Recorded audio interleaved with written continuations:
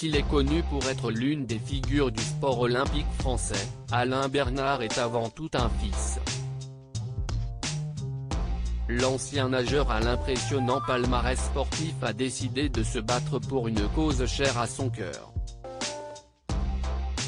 Sa mère, Eliane Bernard, fait partie de la centaine de patients de celui que l'on appelle le chirurgien de Gap, un chirurgien soupçonné d'avoir testé un protocole sans prévenir ses patients ni demander leur consentement, entre 2015 et 2017, à l'hôpital de Gap. Comme des dizaines d'autres personnes, Eliane Bernard a été opérée du dos, en 9 janvier 2017, par le chirurgien et a reçu une injection d'une espèce de ciment dans plusieurs disques lombaires. Devant la souffrance de sa mère, Alain Bernard a décidé de sortir du silence. Ma maman, je lui dois beaucoup, je lui dois tout dans ma vie. Elle m'a accompagné tout petit pour apprendre à nager. Derrière, elle m'a accompagné sur des compétitions pour que je puisse vivre ma vie, de mon sport, de ma passion. Si est insoutenable de la voir souffrir, et surtout de ne pas avoir de solution, a-t-il confié au micro de RTL, ce lundi 22 février.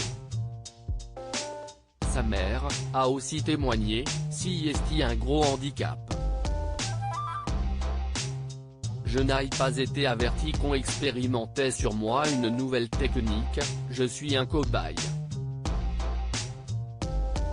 L'appel d'Alain Bernard, en plus de soutenir sa propre mère âgée de 71 ans, le consultant sportif de 37 ans récemment marié veut soutenir les autres victimes. CIST ainsi que l'ancien nageur a lancé un appel aux victimes à rejoindre le collectif, qui lance une procédure judiciaire.